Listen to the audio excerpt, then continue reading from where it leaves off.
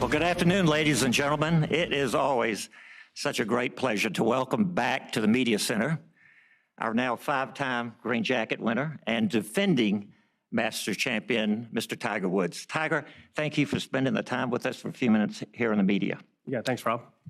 19 months ago, Tiger Woods decisively showed the world what determination and grit and resiliency can accomplish with winning his fifth Green Jacket. And the scene on 18 that Sunday, with you embracing your children and the thousands of patrons chanting your name, was seen by many, if not most, that this was probably one of the most remarkable, exceptional comeback victories in all of sport. Would you take us back to Sunday, April 14th, as you're getting ready to tee up on round 4, 2 back, and what the kind of the range of emotion was during that round? Well, it was just a fight and a grind, and just trying to hang in there, trying to make a dent in the lead. Frankie basically had control of it, and then number 12 happened, and everything flipped. And you know, 4 guys hitting the ball in the water there, and I made par there, birdie 13, birdie 15, 16. So, you know, that was one of the most, I mean, I still getting chills just think about it.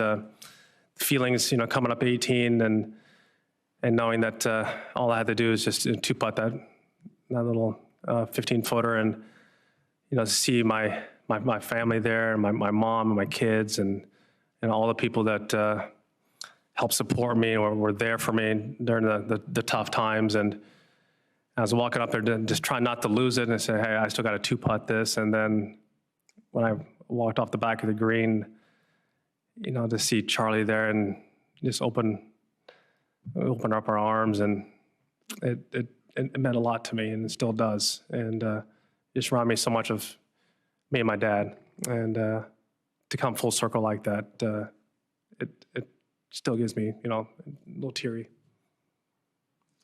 One follow-up question to that is, this year marks the 25th anniversary of your first appearance in the Masters. Any thoughts or memories or things you'd like to share about that first visit?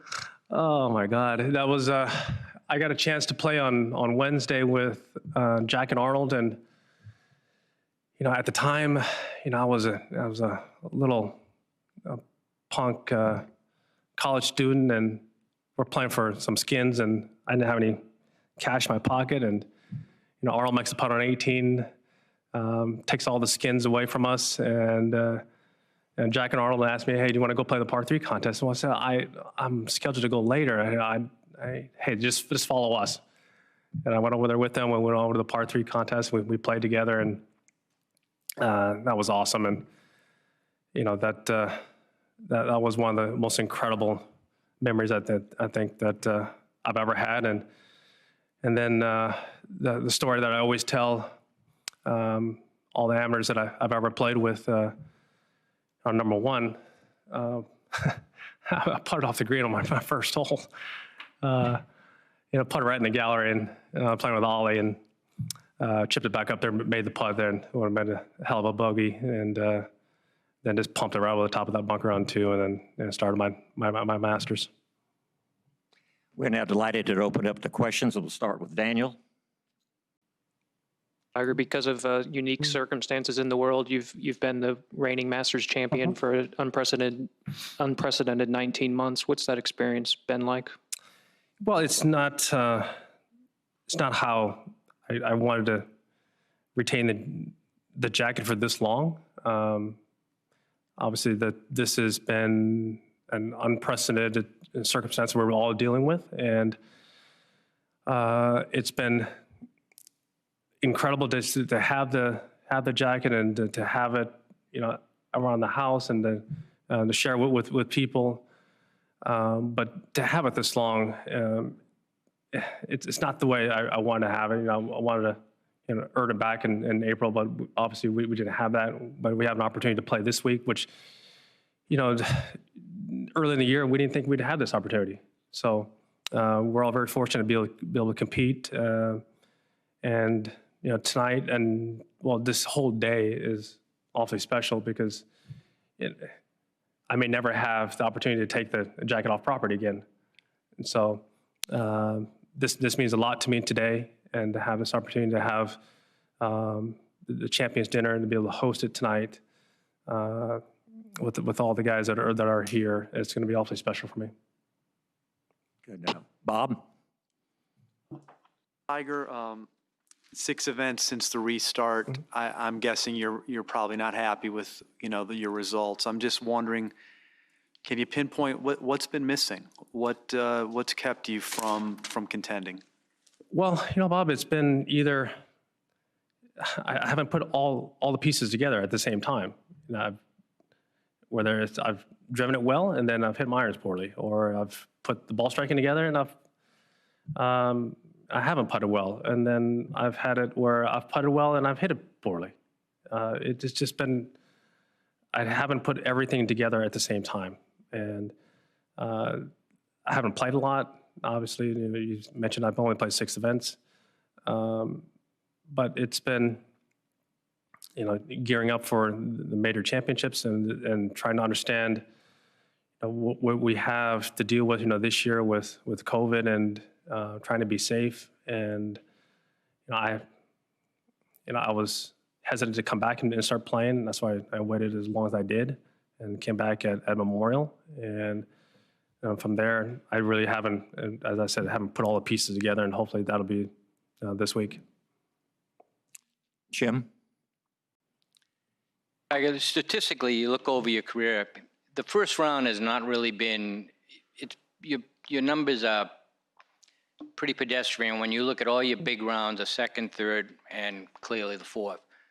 You've broken 70 once, I think, at the first round. Just curious, do you have a mindset here? Is it just ease yourself into the tournament, or is it, I don't know. Jim, How do you explain it? I wish I could have, I could pinpoint it and tell you what it is, but I haven't historically, started off well here. But I think the times I have shot 70 in that first round, I've gone on to win a few of them. So, it's just one of those weird things that I just haven't put together. And the second and third rounds were usually I've made my hay and got myself back into the event, or taking the lead in the event. Hopefully this year will be different, and I can shoot a little bit better score and get off to a better start. Alan? Tiger, Yeah. A lot of talk about the honorary starters this week. 30 years from now, it's probably going to be you and Phil. How does that make you feel thinking about that? Well, you said 30 years from now? And that's a long time. The fact that I had an opportunity to watch Byron Nelson and Sam Snead tee off there, and then to see Jack and Arnold and Gary, now to have Lee start next year. Whether it's Phil and I down the road, or whatever it may be, it's up to the chairman, and it's an honor. I mean, that's you start off the Masters, and hopefully that'll be us one day, and I'll be hitting bombs past them. We have a remote question for you, Tiger. Yes. In this unusual situation, it took 19 months to come back to Augusta, and now you will have less than 6 months until your next Masters. Yeah. How do you prepare for that mentally and physically? Well, this year's Masters, it's different. We've never played it in the fall. This is the grass is different. The conditions are different. The run up to this event is different. Normally we have the forward swing and gear up for the Masters. This year's very different, and it's a quick turnaround time. The fact that Augusta National is going to host the next 2 major championships is awfully special for all of us, and who have the opportunity to play. And unfortunately, I won this event, so I get to keep coming back. Thank you. Barry?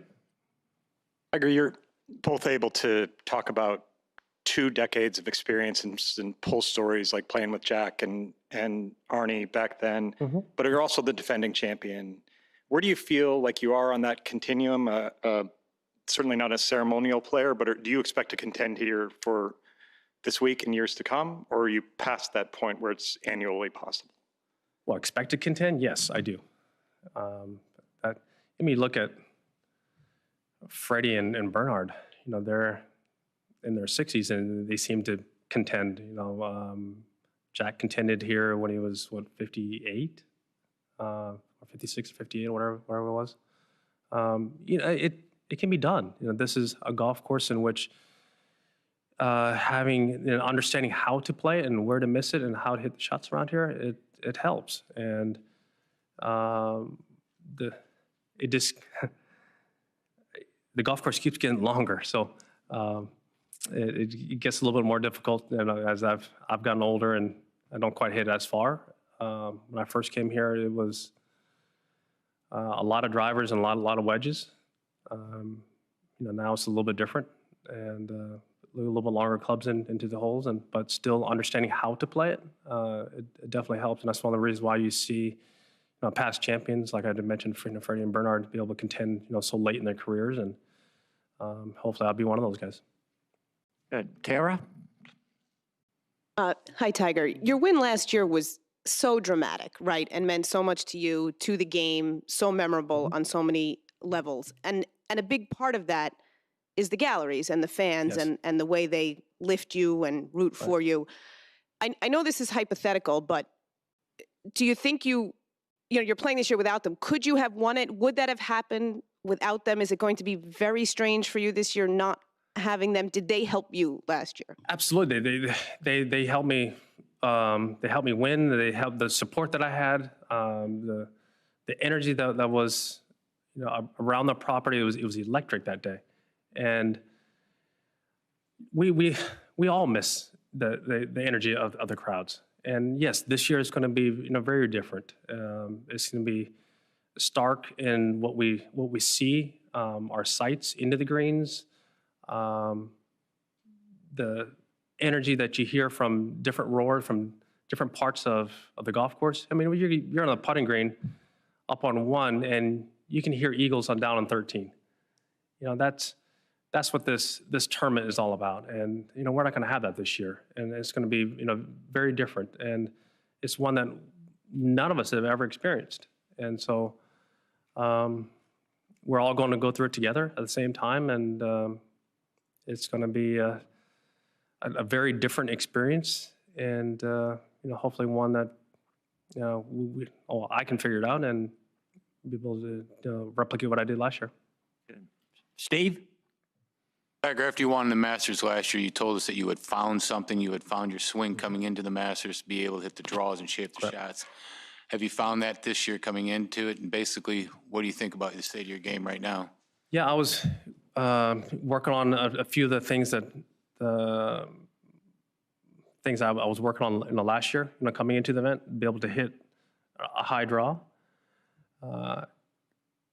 My body's feeling better than it did last year, so it was a little bit easier to hit those shots. Hopefully this year, I'll be as consistent as I was last year. Last year, I was able to hit a lot of really good iron shots, and I putted great. I had a great feel of the greens. Today I did a little bit of work on the greens, just like I did last year. I took Tuesday off and didn't play. Tried to get a feel for the greens, and the greens were a little bit slower. But with the rains coming up and the forecast, you just never know.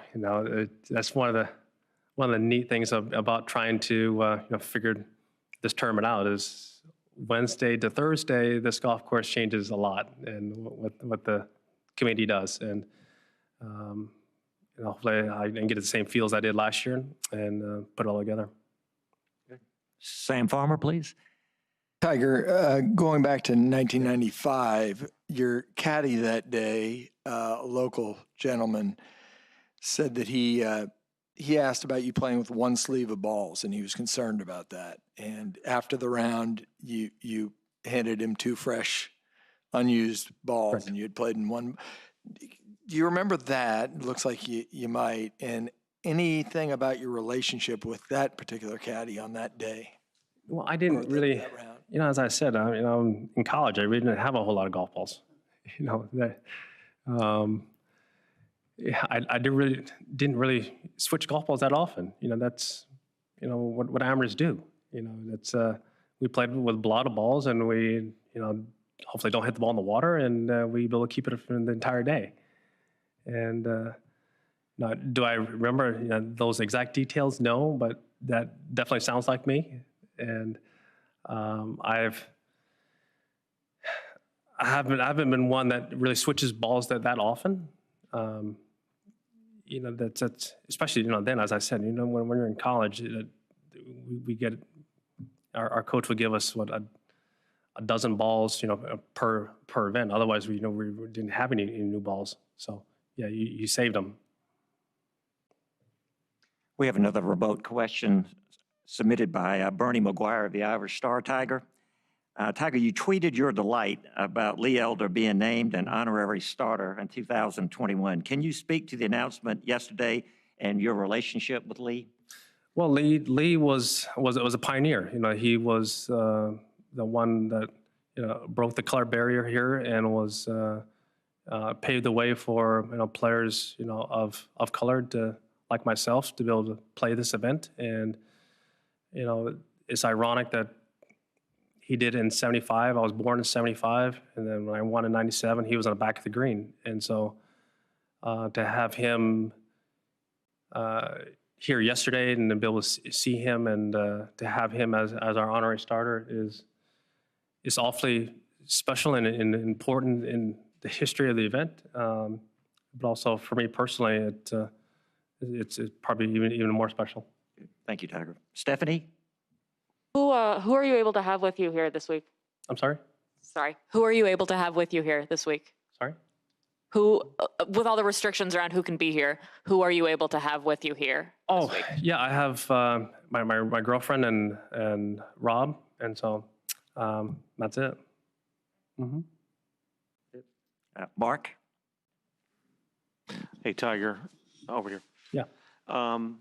Just with regard to Bryson a little, I'm wondering how much you see what's going on with him as a flashback to kind of when you came on the scene in '97 and with all the length and everybody trying to catch up to you and what your fascination is about what he's done and to transform himself to where he's at right now.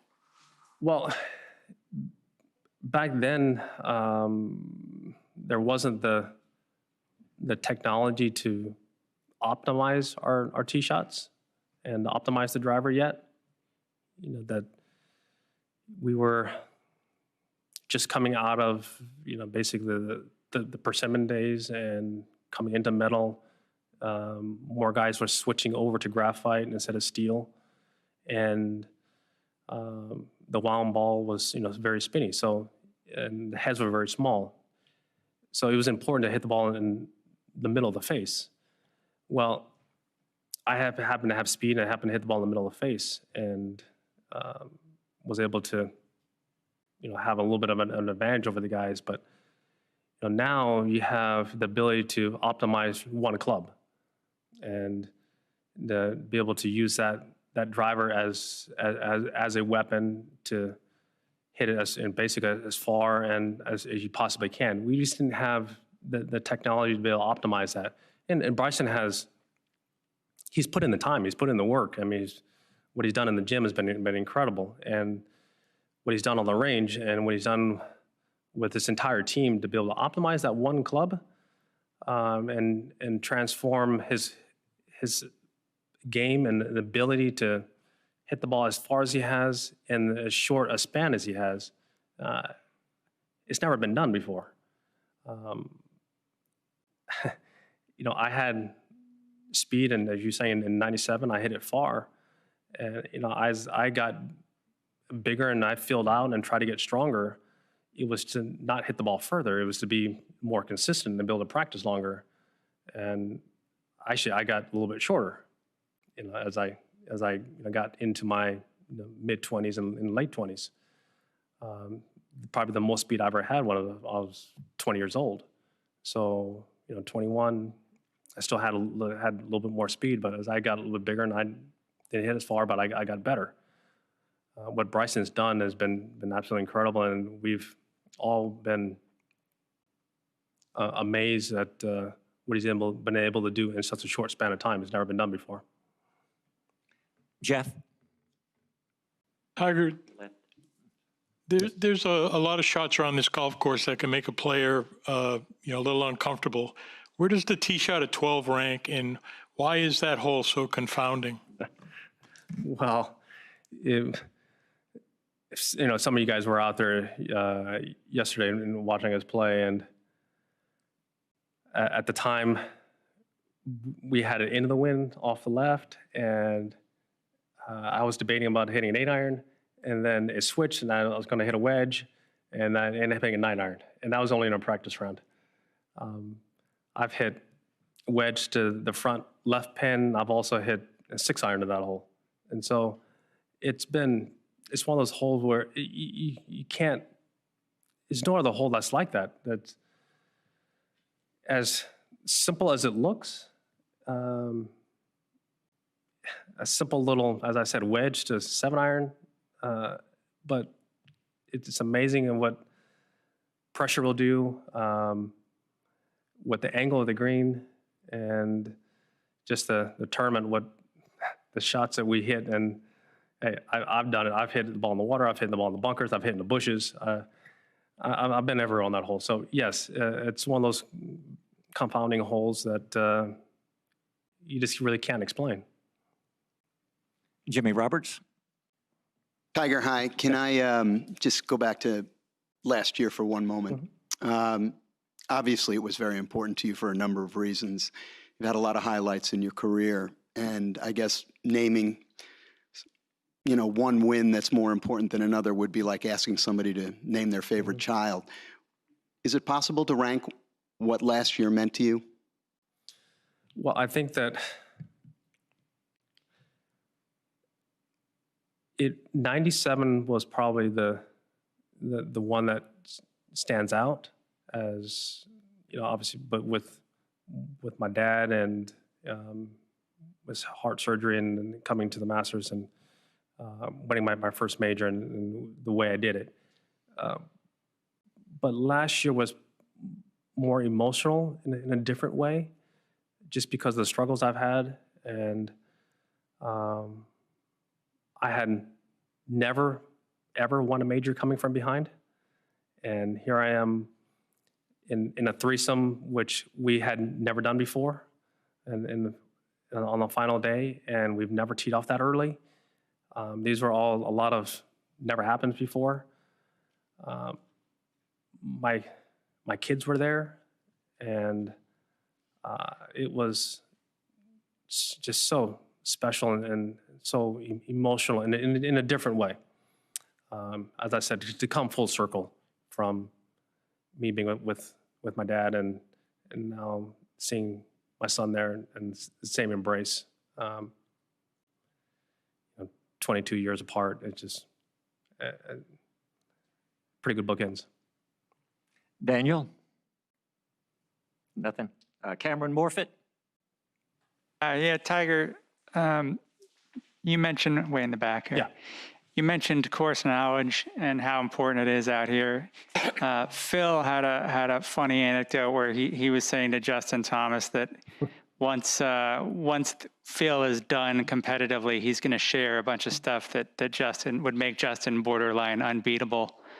Are you going to have to wait till you're done competing out here to share knowledge on how to play this golf course? Well, first of all, he's never going to share that. We share tidbits as as past champions, but also we keep a few things too. I had the opportunity to, as I said, to play with Arnold and Jack, and they were fantastic. I've been able to play here with Sevi and with Raymond and the short game stuff that they've issued over the years, but also they held a few things back. And but also then again, that's all the years of experience and playing under different conditions and different experiences, different circumstances. That's just something also that you just have to go through. And there's only been one first-time participant champion. That was Fuzzy in '79. And so it just doesn't happen. It usually takes a little bit of time to understand how to play it, play practice around with the guys, pick their brains, but also, we keep a few things. We have time for 2 more questions and 1 more remote, and the remote comes from Ann Lagoria of WFAN. You referenced the Champions Dinner tonight. What is your favorite memory from all the past Champions Dinners? Well, to see Gene Sarazen, Sam Snead, and drinking milkshakes. That was awesome. And just to hear the stories of, all the guys over the years. I mean, the stuff that we say in the dinners, stays between us, and that's the most awesome part about it is we keep it in house and keep it within the family, and they're awesome stories, and a lot of things I can't say here that have been said, but they're awesome. Great. Rex? Tiger, yeah. Can you talk about how different it's going to be teeing off on number 10 to start your week and how that might change the way you play that 9? Never been done before. So, that I think when Jack finished in his last Masters, he had the tee off on 10 and finished coming up 9, and this whole year has been very different for all of us, and for us to be able to have the ability to have this event and play this event, early in the year, we weren't looking like we were going to have this opportunity. The fact that we have the opportunity to be able to play, the fact that we're going off, 2 tees, I think it's irrelevant. The fact that we have an opportunity to be able to play and compete for the Masters again is an awesome opportunity. Last question will be from Bob Herrig. Tiger, obviously it looks as great as it ever does, but it sounds like it's going to play a little different. You were up here a week or so ago, and now again. What's different? Is it there's more Bermuda, and what does that mean? How will that affect you or the? Yes, there is a lot of Bermuda around the greens and on the whole golf course in general. The rise, it's a little bit spotty in places, and the ball is settling down a little bit. And generally, around the greens, we have the ability to play bump and runs or play, more spinning golf shots. That's going to be a little bit different this year. The ball's popping up on us a little bit and rolling out. So it is different. I've been up here in the fall, a few times and have played it, and it's been like this. But we've never played a Masters like this. So it's going to be, very different for all of us. And some of the shots, around the greens are going to be a lot more challenging than they have been in the past, trying to figure it out, especially with the forecast we have coming in. It's going to be, a little bit more, fuzzy, around the greens. And some of the shots, some of the guys have switched wedges, this week and gone to more bounce. To try and figure this out, and so it's going to be challenging for all of us. Well, thank you, ladies and gentlemen, and thank you, Tiger, very much. And we wish you the very best of luck this week. Thanks for having me. Thank you once again.